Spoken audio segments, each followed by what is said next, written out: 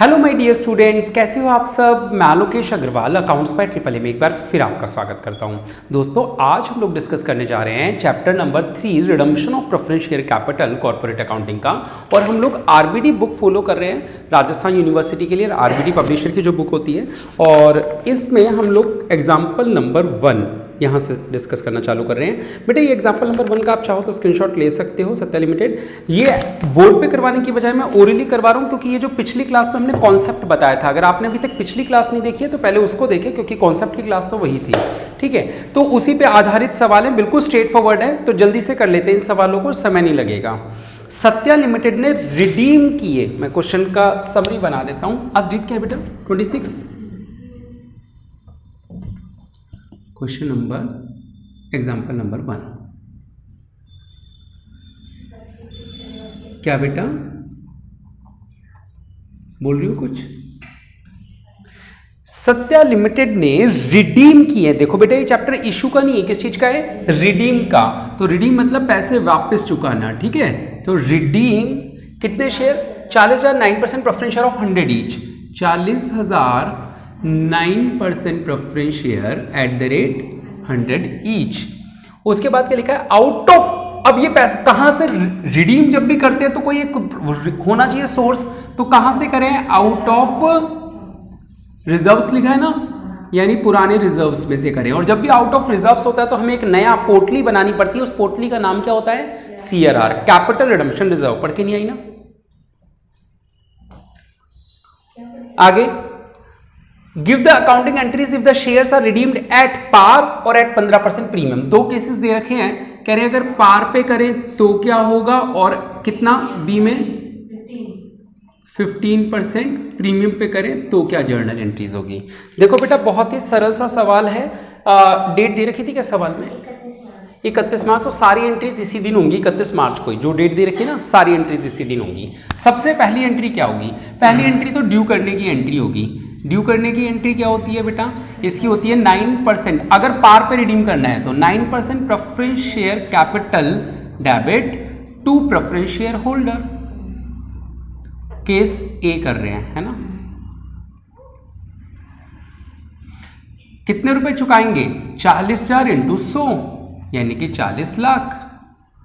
फिर अगली एंट्री, इसको पेमेंट करने की। जी नहीं सर, पेमेंट अभी आप नहीं कर सकते, पहले आपको आउट ऑफ रिजर्व्स यानी कि रिजर्व से सीआरआर बनाना पड़ेगा। तो अगली एंट्री किस चीज की होगी?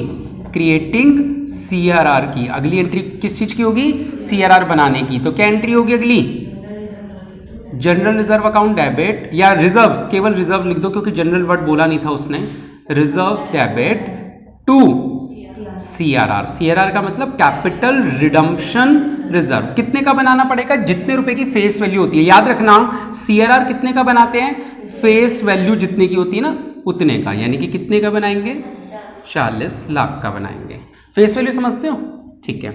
उसके बाद क्या हो गया? पेमेंट करनी है, तो आप पेमेंट की एंट्री कर दो। पेमेंट की एंट्री क्या होगी? प्रेफरेंस शेयर होल्डर को पेमेंट करनी है, तो preference share holder debit to bank. ये हो गया केस ए। 40 लाख की पेमेंट कर दी, हाँ या ना? यही अगर मैं इसी सवाल को अगर केस बी बना के दिखाऊं तो केस बी में क्या होगा? 9% प्रेफरेंस शेयर कैपिटल डेबिट होगी, जो कि 40 लाख की थी, यानी कि फेस वैल्यू 40,000 इंटू 100। लेकिन क्योंकि प्रीमियम पे रिडीम करना है, प्रीमियम हमारे लिए नुकसान है, तो नुकसान को क्या करेंगे? डेबिट। किस नाम से? Premium on redemption debit. कितना परसेंट? 15%। 15 चौक 60, यानी कि 6 lakh. To preference share holder को कितने रुपए चुकाने हैं अब हमें? 46 लाख रुपए, हाँ या ना? अब मुद्दा ये आता है कि सीआरआर कितने का बनाए। तो जैसा कि मैंने आप लोगों को पहले ही बता दिया, सीआरआर फेस वैल्यू के बराबर बनता है। फेस वैल्यू एफवी लिख दूं, फेस वैल्यू कितनी थी? 40 लाख। तो पोर्टली में केवल कितने रुपए डालोगे? 40 लाख। और अब जब पेमेंट करोगे प्रेफरेंस शेयर होल्डर को, तो पेमेंट तो उतनी करोगे ना जितने उसको बोले थे चुकाने के लिए। कितने बोले थे? 46 lakh to bank. 46 lakh match कर रहे एक बार। ठीक है, तो मुद्दा ये था कि जो रिजर्व बनाओगे वो कितना रखोगे और प्रीमियम को डेबिट करते हैं, ये इन दोनों में डिफरेंस था। क्लियर है? नोट्स को पढ़ के आया करो बेटा, जिस दिन जो पढ़ाया उस दिन अगली क्लास में आने से पहले उसको पढ़ के आना है। ये बोलने की जरूरत नहीं होनी चाहिए कि ये आपको पढ़ के आना, ये होमवर्क है। जो पढ़ाया उसको घर पे जाके अगर पढ़ोगे नहीं ना तो बेटा फिर मैं बता रहा हूँ यूनिवर्सिटी एग्जाम से पहले किताबें ढूंढते फिरोगे फिर कहाँ क्या किया हुआ है। Gujarat gas limited redeemed 9,12% preference share of 10 each. Example number 2, मैंने आपको पहले बताया था फर्स्ट ईयर के अकाउंट्स 12th के मुकाबले बहुत ज़्यादा हार्ड है। अभी तो शुरू करिए, आज तो ये चैप्टर पहला चैप्टर शुरू हुआ है नया। गुजरात गैस लिमिटेड वाला सवाल है।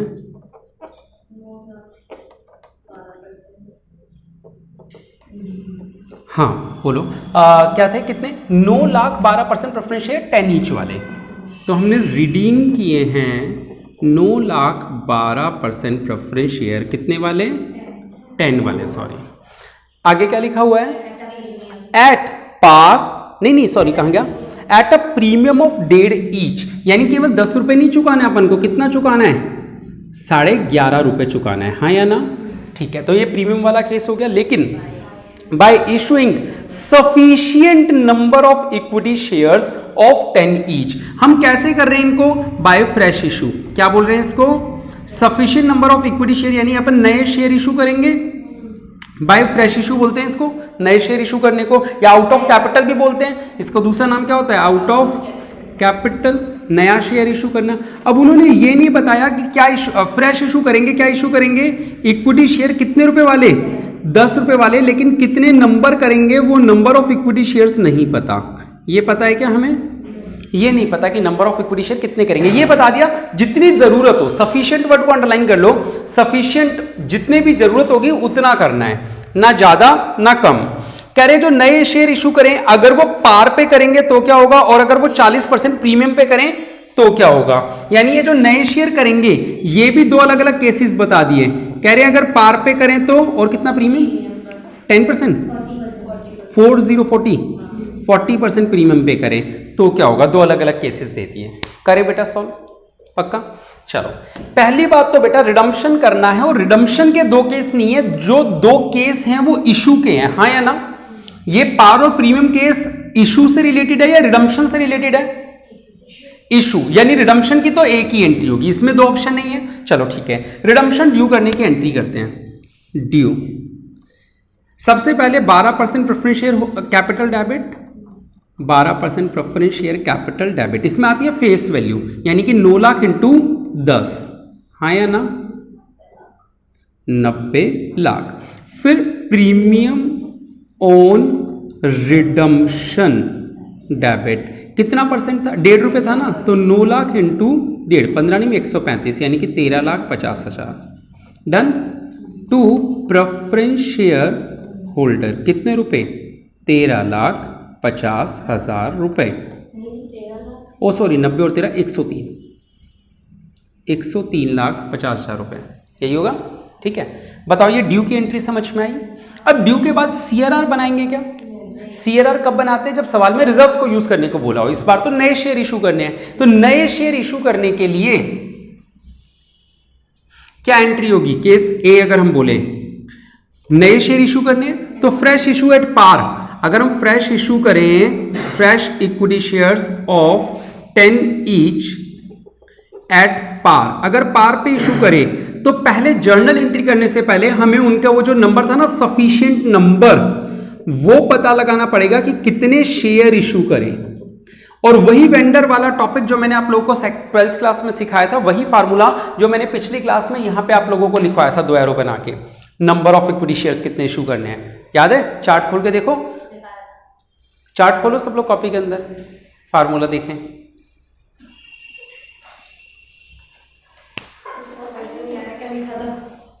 आओ, फेस वैल्यू, हाँ हाँ नोट्स निकालो। ठीक, sufficient number of equity shares कैसे निकलेगा बेटा? जितनी हमारी अमाउंट टू पे है, अमाउंट टू पे का मतलब फेस वैल्यू, ठीक है? अमाउंट टू रिडीम लिख दो, इसको क्या लिख दो? Redemption value. या चलो अमाउंट ही लिख दो, केवल क्या लिख दो, अमाउंट अपॉन फेस वैल्यू जब पार पे करेंगे तो। अब अमाउंट का मतलब कितने रुपए, बेटा यहां पे जैसे मैंने बताया था फेस वैल्यू के बराबर CRR बनाना होता है, तो यहां पे भी हम क्या करेंगे, जितने रुपए की प्रेफरेंस शेयर कैपिटल रिडीम कर रहे हैं उतने का ही यहां पे नए शेयर इशू करने हैं। ठीक है, तो यहां पे 90 लाख लिखेंगे या 103,50,000, ये मैंने कितनी जीरो लगा दी, 103,50,000 ऐसे लिख देते हैं। हाँ तो क्या बोल रहा था मैं, हाँ क्या लिखेंगे, 90 लाख है 103,50, 90 लाख लिखेंगे। 90 लाख को डिवाइड कर देंगे, कितने रुपए का एक शेयर था, नया वाला 10 रुपए का था, है ना, तो कितने लाख शेयर इशू करने हैं, 9 लाख इक्विटी शेयर इशू करने हैं, हाँ या ना, क्या बेटा, नया वाला 10 का ही तो है, 9 लाख इक्विटी शेयर इशू करने हैं। चलो इक्विटी शेयर इशू करने की एंट्री कर दो, क्या एंट्री होती है बेटा, bank debit to equity issue कर रहे हैं बेटा नए वाले, equity share application and allotment account, कितने शेयर इशू कर रहे हैं और हर शेयर कितने रुपए का, 10 का, तो आज कितने रुपए आएंगे हमारे घर में, फिर equity share application and allotment account debit to equity share capital. ठीक है, कितने रुपए, जितना क्रेडिट उतना डेबिट। बताओ समझ में आया या नहीं आया, आ गया। केस बी अगर देखें हम लोग, अगर हम देखें कि केस बी क्या है, तो केस बी में जो फ्रेश इशू कर रहे हो वो 40% प्रीमियम पे कर रहे हो, तो जो फ्रेश इक्विटी शेयर इशू कर रहे हो आप, ठीक है, वो कितने पे कर रहे हो, @10 प्लस 40% का मतलब 4 रुपए, बेटा 10 रुपए का 40%, तो 14 रुपए पे इशू कर रहे हो। तो आप कैसे निकालोगे sufficient number of equity share, यानी कितने शेयर इशू करने हैं, अमाउंट कितनी थी, 90 लाख, और एक शेयर 10 पे इशू कर रहे हो या प्रीमियम पे कर रहे हो, तो यहां लिख दो चलो अमाउंट, यानी कि 90 लाख डिवाइडेड बाय 10 प्लस 4 14 करना बेटा, बताना कितना आएगा। मैंने देखो प्रीमियम वाले में प्रीमियम से डिवाइड करवाया था या नहीं करवाया था, प्रीमियम से डिवाइड नहीं करवाया ना, फेस वैल्यू लिखवाया ना, फेस वैल्यू लिखवाया है बेटा। जब प्रीमियम पे भी इशू करना हो तो भी फेस वैल्यू लिखोगे, यहां पे क्या लिखोगे, फेस वैल्यू लिखोगे, यानी यही वाला, जब प्रीमियम पे करना हो तो भी सेम है। ठीक है, तो 10 से ही करोगे तो कितना आ जाएगा, 9 लाख, फिर से वही। ठीक है, लेकिन क्या एंट्री भी वही होंगी, जी नहीं, एंट्री अलग होंगी। क्या एंट्री होगी जरा ध्यान से देखना, इस बार प्रीमियम पे ये फार्मूला सेम लगाया है दोनों में, ठीक है, नोट्स पे चेक कर लेना, बैंक डेबिट फिर to equity share application and allotment account, entry तो वही दिख रही है सर अभी भी, लेकिन वैल्यू कितनी आएगी सर, जब मैं 9 लाख शेयर इशू करूंगा तो 10 रुपए नहीं 14 रुपए मिलेंगे मुझे, हाँ या ना, तो 14 नहीं 126 लाख, हाँ या ना। अब जितना क्रेडिट उतना डेबिट, 126 लाख, लेकिन क्या सारा पैसा इक्विटी शेयर कैपिटल का है, नहीं, इक्विटी शेयर कैपिटल का कितना है बेटा, 9 लाख इक्विटी शेयर, हर शेयर 10 रुपए का, यानी कि 90 लाख। बाकी पैसा किस चीज का था, सिक्योरिटी प्रीमियम रिजर्व का, यानी कि 9 लाख इंटू 4 रुपए, 36 लाख रुपए। बताओ समझ में आ रहा है या नहीं आ रहा, आ गया समझ में, पक्का। अच्छा ये तो चलो हमने दो अलग अलग वो कर दिया, अब दोनों में पेमेंट की एंट्री होनी चाहिए, पेमेंट की एंट्री कॉमन है, चाहो तो दोनों में अलग अलग लिख देता हूं। ये तो हमारे हो गए फ्रेश इशू की एंट्री, अब पेमेंट की एंट्री कर रहा हूं, preference share holder account debit to bank, कितने रुपए चुकाने थे हमें, 103.50, तो पूरे के पूरे पैसे पे कर दो, 103.50 लाख, 103.50 लाख, और यहां पे भी चाहे केस कोई सा भी हो पेमेंट तो उतनी जाएगी, preference share holder debit to bank, 103,50,000, 103,50,000। क्या हमारा आंसर खत्म हो गया, क्यों, अगर सवाल में सिक्योरिटी ये प्रीमियम ऑन रिडम्पशन है और सिक्योरिटी प्रीमियम भी है तो इन दोनों को आपस में क्या कर देना चाहिए, राइट ऑफ। कैसे करेंगे, अच्छा हाँ सेकंड लास्ट एंट्री कर दो, इससे पहले कर दो, अब कोई बात नहीं, मैंने लिख दी तो मैं इसके बाद लिख देता हूं। ठीक है, देखो सवाल में प्रीमियम और रिडम्पशन भी है और सिक्योरिटी प्रीमियम इसमें नहीं है, उसमें है। तो राइट ऑफ की एंट्री किस में होगी, इसमें या उसमें? उसी वाले में होगी, इस वाले में नहीं होगी, क्योंकि राइट ऑफ करने के लिए सिक्योरिटी प्रीमियम होना चाहिए या रिजर्व होना चाहिए। रिजर्व के बारे में कुछ बोला नहीं है, लेकिन हाँ सिक्योरिटी प्रीमियम जरूर है। तो ये देखो, क्योंकि यहां पे सिक्योरिटी प्रीमियम है 36 लाख का और यहां प्रीमियम और रिडम्पशन कितना है, 100 नहीं, केवल 13,50,000 का। तो एंट्री क्या बनेगी, पहले तो एंट्री सुन लो। ये खर्चा है, इसे क्रेडिट कर दो खत्म करने के लिए, यानी कि टू प्रीमियम ऑन रिडम्पशन। और इसको रिडीम खत्म करने के लिए पैसा कहां से लाओगे, सिक्योरिटी प्रीमियम रिजर्व से। पता है वैल्यू कितनी आएगी, सुन लो, वैल्यू आएगी लोअर, यहां लिख रहा हूं वैल्यू क्या आएगी, लोअर। दोनों में से जो भी छोटी वैल्यू हो ना वो। सोचो खर्चा हुआ था इस, चलो पहले तो वैल्यू लिख देता हूं, 13,50,000, हाँ या ना, 13,50,000 रुपए, 13,50,000, इससे ये एंट्री होगी। अब ये एंट्री क्यों हुई है इस वैल्यू से, आओ जरा इस बात को समझते हैं। इन वैल्यूज को छोड़ के थोड़ा सा इजी वैल्यू ले लेते हैं। एक जगह 15 लिखा है, एक जगह 25 लिखा है, यानी ये 15 है, 15 रुपए, और ये कितना है, 25 रुपए। आपका एक्सपेंस हुआ था 15 का, इनकम हुई थी 25 की। जब आप राइट ऑफ करोगे तो आपको खर्चा राइट ऑफ करना है। खर्चा कितने रुपए का है, 15 का, तो ऑब्वियसली 15 रुपए से ही तो करोगे। लेकिन सिचुएशन चेंज करता हूं, खर्चा 35 का हुआ था, इनकम 25 की ही है, और फिर से ये एंट्री करनी है कि राइट ऑफ से करनी है, तो क्या इस बार 15 रुपए से होगी? सर 15 तो कोई वैल्यू ही नहीं है, या तो 35 है या 25 है, तो कितने रुपए से एंट्री होगी इस बार, 25 से। क्यों होगी 25 से? क्योंकि सर खर्चा 35 था, लेकिन खर्चे को राइट ऑफ करने के लिए इनकम भी तो चाहिए, इनकम तो 25 ही थी, तो 35 से राइट ऑफ होगी या 25 से? 25 से। यानी इसका मतलब दोनों से हमने एक रूल निकाला कि जो भी लोअर वैल्यू होगी दोनों में से, उससे ही एंट्री होती है। ये 13,50 है, ये 36 है, तो किससे होगी, 13,50 से। ठीक है, जो लोअर वैल्यू हो उससे ये एंट्री पास होती है। क्लियर है? चलो अब एक बार आंसर मैच कर लो इसको। बेटा नए वाली बुक्स के हिसाब से अभी हमने नई बुक का जो एडिशन देखा है उसमें ना ये जो खर्चा है प्रीमियम और रिडम्पशन, ये दोनों केसेस में राइट ऑफ करना है, और दोनों केसेस में उन्होंने स्टेटमेंट ऑफ P&L से राइट ऑफ करना रखा है। यानी कि ये जो हमने SPR लिखा है, इन्होंने SPR से नहीं, ये भी जो है ना स्टेटमेंट ऑफ P&L से ही कर रखा है नए वाली बुक के अंदर।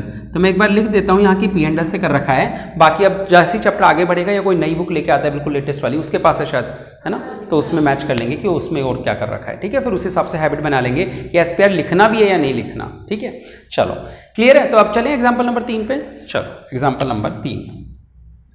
अच्छा, इसका ऑर्डर ये तो मैंने आप लोगों को कंपैरेटिव ऐसे करके दिखा दिया, पेपर में तो खैर ऐसा आएगा भी नहीं सवाल, लेकिन अगर करना हो तो क्या करोगे, ये केस ए, पहली एंट्री, दूसरी एंट्री, तीसरी एंट्री, चौथी एंट्री, पांचवी एंट्री, समझ गए? हाँ लास्ट कर दो, कोई दिक्कत नहीं है, ऊपर नीचे भी कर दो, ये लास्ट कर दो। केस 2, पहली एंट्री, दूसरी एंट्री, तीसरी एंट्री, चौथी एंट्री, पांचवी एंट्री। ठीक है, ये कॉमन एंट्री थी इसलिए मैंने अलग कर दी, और वो ए और बी में अलग अलग एंट्रीज कर दी। डन। खैर इस सवाल में एक बात और क्या सिखाने वाली थी कि चाहे आप नए शेयर पार पे इशू करो, चाहे आप नए शेयर प्रीमियम पे इशू करो, फार्मूला दोनों में सेम है। कल के नोट्स आप खोल के देखोगे तो उसमें मैंने यही लिखवाया हुआ है। लेकिन जब डिस्काउंट पे इशू करेंगे तो यहां पे फार्मूला चेंज होके क्या हो जाएगा, फेस वैल्यू माइनस डिस्काउंट हो जाएगा। यानी पार पे भी फेस वैल्यू से डिवाइड करना है, प्रीमियम पे भी फेस वैल्यू से, लेकिन अगर सवाल डिस्काउंट का हो तो फिर नीचे क्या करना है, फेस वैल्यू माइनस डिस्काउंट से करना है डिवाइड। ठीक है, और इससे निकलता क्या है, नंबर ऑफ इक्विटी शेयर्स। फिर हम उस जितने शेयर आए, जितने रुपए पे आए, यहां पे 10 पे आए थे तो 10 से एंट्री करी, यहां 14 रुपए पे हुए थे तो 14 से एंट्री करी। डन। चलो एग्जांपल नंबर 3 की तरफ।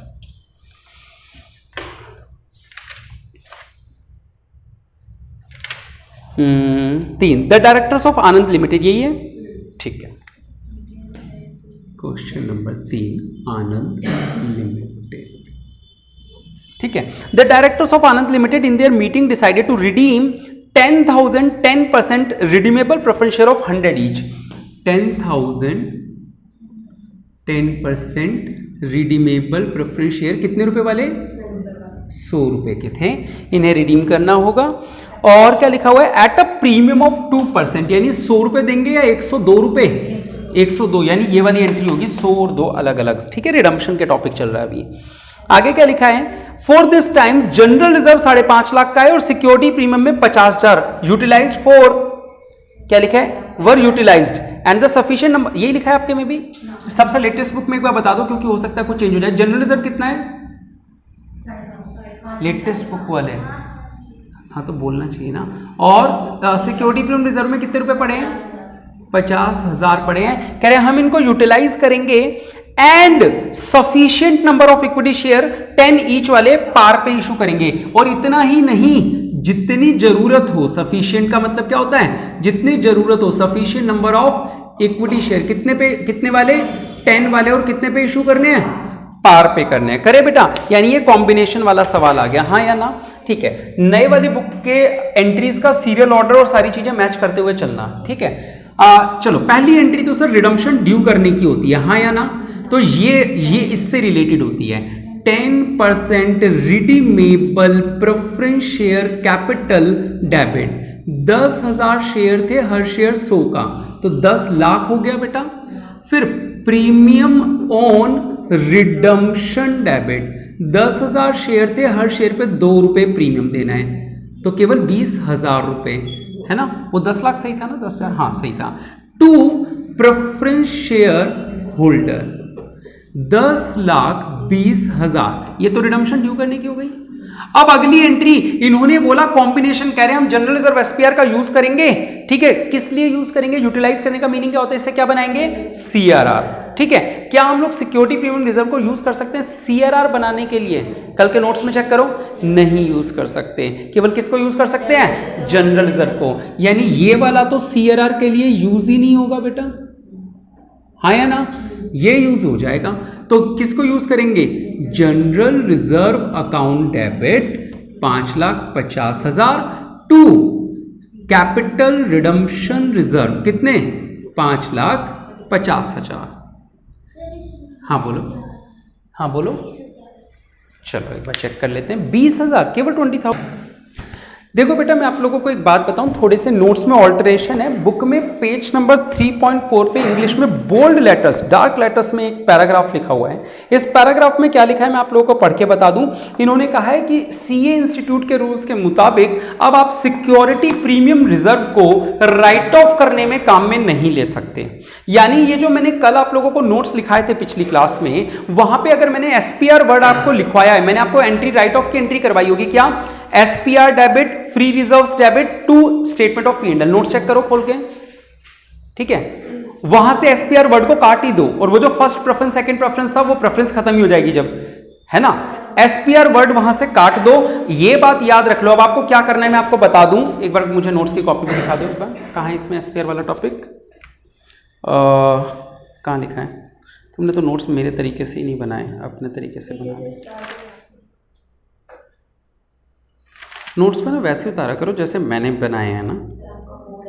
हाँ तो आप ऐसे बना लो उसको 2 पेज पे एक साथ, उसमें क्या हुआ?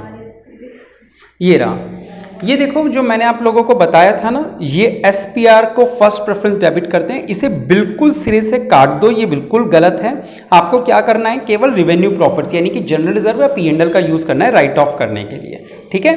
तो आप एसपीआर को पूरे चैप्टर में कहीं पे भी यूज नहीं करोगे राइट ऑफ करने के लिए। डन? ये अमेंडमेंट है हमारे नोट्स के अंदर, तो आप इसे करेक्ट कर लेंगे। डन? चलो, तो अब बेटा आप लोगों को क्या करना है? एसपीआर तो काम आएगा ही नहीं, तो पहले राइट ऑफ। अच्छा, और सेकंड सीरियल नंबर, यानी यहां पे भी हमने ये गलत लिखा है, एसपीआर नहीं आएगा, क्या आएगा? पी&एल। और जब पी&एल आएगा तब तो ये लोअर का टॉपिक सोचने की जरूरत ही नहीं है। क्यों? जब एसपीआर होता है तो कंपैरिजन होता है ना, कि वैल्यू कौन सी कम है। जब एसपीआर है ही नहीं, पी&एल लिखना है, तो पूरी की पूरी वैल्यू आ जाएगी। और ये एंट्री कौन से नंबर पे होनी चाहिए? ये एंट्री सेकंड नंबर पे हो जानी चाहिए, ठीक है बेटा? क्लियर है? ड्यू करते ही राइट ऑफ कर दो। चलो, अब मैं यहां पे भी बेटा क्या कर रहा हूं? ड्यू करते ही पहले राइट ऑफ कर देता हूं इस खर्चे को। ये डेबिट हुआ था, क्या कर दूं इसको? क्रेडिट। प्रीमियम ऑन रिडम्पशन को क्रेडिट कर देंगे। कितने रुपए का था ये? 20,000 का। चलो, ये डाउट क्लियर हो गया? हाँ बोलो। हाँ मैंने हाँ पी&एल क्यों नहीं लिखा? मैंने आपको अभी नोट्स में लिखवाया free reserves debit to statement to ये फ्री रिजर्व्स का मतलब अगर सवाल में रिजर्व्स हैं तो रिजर्व्स यूज करोगे ना। इस सवाल में जनरल रिजर्व है 5.5 लाख का, इस सवाल में कुछ बताया नहीं था रिजर्व या पी&एल, तो पी&एल यूज किया। यहां तो बताया है कि रिजर्व में 5.5 लाख पड़े, तो कितना यूज कर लिया 20,000, यानी गुल्लक में से कितने रुपए यूज हो चुके हैं ऑलरेडी 20। अब अगला काम होना चाहिए हमारा CRR बनाने का। CRR बनाने का काम कैसे होगा सर, फिर से फ्री रिजर्व्स डेबिट यानी कि general reserve debit to capital redemption reserve. बेटा कितने रुपए की पोटली बनेगी सर, आपके गुल्लक में 5.5 लाख पड़े थे, उसमें से 20,000 आपने काम में ले लिए थे, तो अब पोटली केवल कितने की बना पाओगे 5,30,000 की बना पाओगे, हाँ या ना। 550 थे ना, तो 20,000 तो यहां यूज कर लिए रिजर्व से। वो पुरानी बुक है ना बेटा आपकी, मैं वही तो बता रहा हूं, लेटेस्ट बुक के हिसाब से पढ़ रहे हैं अपन, ठीक है, वो पुरानी बुक है, तो उसमें सारे आंसर आपको छूट पटांग मिलेंगे, नए वाली बुक के अंदर सही आ जाएंगे। General reserve debit to CRR, तुम्हारे में यही होगी 5,30। चलो ठीक है, अब मैं जो सिखाने जा रहा हूं वो सीखना, क्योंकि पूरे चैप्टर में अब वही कॉन्सेप्ट चलना जो मैं बता रहा हूं। देखो बेटा, मुद्दा क्या होता है कि अमाउंट टू रिडीम, ठीक है, अमाउंट टू रिडीम, ये एक वर्किंग नोट बना रहा हूं, इसको समझना। अमाउंट टू रिडीम में हम लिखते हैं फेस वैल्यू, यानी कि कितने रुपए का रिडम्पशन करना है हमें। सर हमें 10 लाख का रिडम्पशन करना है, तो सरकार कहती है इस 10 लाख की व्यवस्था कहां से करोगे। हम कह रहे हैं सर देखो हमने पोटली बना दी, कितने की पोटली बना दी 5,30,000 की, हाँ या ना। तो सरकार कहेगी ये तो ठीक है, लेकिन बाकी 4,70,000 की व्यवस्था कहां से करोगे। तो हम कहते हैं सर उसके लिए हम क्या करने वाले हैं, फ्रेश इशू करने वाले हैं sufficient number of equity shares. आ रही बात समझ में। अब फिर से वही फ्रेश इशू का फार्मूला लगाओ, sufficient number of equity shares कैसे निकलेगा बेटा, sir amount divided by face value. Face value पे ही कर रहे हैं, 10 रुपए पार पे ही कर रहे हैं, तो अमाउंट का मतलब 10 लाख लिखूं या 4,70,000 लिखूं। बिल्कुल सही जवाब, ये समझ में आ गया तो अब पूरे चैप्टर में दिक्कत नहीं आएगी। पूरे चैप्टर में कॉन्सेप्ट यही है कि सर पूरी वैल्यू कितनी चाहिए 10 लाख, सर 5,30 का तो रिजर्व बना चुके हैं ना, तो आपको कितने की और व्यवस्था करके दिखाएं 4,70 की, डिवाइडेड बाय फेस वैल्यू, नए वाले शेयर की फेस वैल्यू कितनी है 10, तो कितने शेयर इशू करेंगे 47,000 इक्विटी शेयर्स इशू करने वाले हैं। कर दे इशू, चलो इशू की एंट्री कर दो बेटा, bank account debit to equity share application and allotment account, ठीक है। तो 47,000 शेयर, हर शेयर कितने रुपए का था 10 का, तो 4,70,000 रुपए आ जाएंगे बेटा। उसके बाद इसे ट्रांसफर कर दो, equity share application and allotment debit, जितना क्रेडिट उतना debit to equity share capital, ठीक है, कितना फेस वैल्यू से, कितनी आती है इसमें फेस वैल्यू यानी कि 10 रुपए, तो कितना हो गया 4,70,000। अब ये हो गया सरकार की नजर में काम पूरा, तो अब हम क्या कर सकते हैं पेमेंट कर देते हैं। तो preference share holder debit to bank, कितने रुपए की पेमेंट करेंगे सर 10,20,000 रुपए की, ठीक है। तो पहली एंट्री ये ड्यू की, दूसरी एंट्री राइट ऑफ की, इस एंट्री को क्या पुकारेंगे अपन राइट ऑफ की एंट्री। तीसरी एंट्री किस चीज की CRR बनाने की, चौथी और पांचवी एंट्री फ्रेश इशू करने की, है ना, और छठी एंट्री पेमेंट की। बस पूरा चैप्टर इन्हीं 6 एंट्रीज के इर्द गिर्द घूमेगा, ठीक है। थोड़ी सी 1-2 एंट्री कोई सेल परचेज की आ जाएगी, कोई एसेट बेची वगैरह, बाकी है ये कॉन्सेप्ट पूरा, ठीक है। चलो आज के लिए इतना ही, मिलते हैं कल, अभी है ना समय और है, चलो आओ फिर हो जाएगा। अगला देखो कोई एग्जाम्पल नंबर 4, अच्छा बड़ा सवाल है, हाँ नेक्स्ट क्लास में होगा, बड़ा भी है, बैलेंस शीट भी बनानी है, उसमें पूरा फुल फ्लैज क्वेश्चन है वो, ठीक है। चलो इतना ही करते हैं आज के लिए, इतना ही। कैसी रही क्लास, लाइक और कमेंट करके जरूर बताएं। बहुत बहुत शुक्रिया, जय हिंद जय भारत।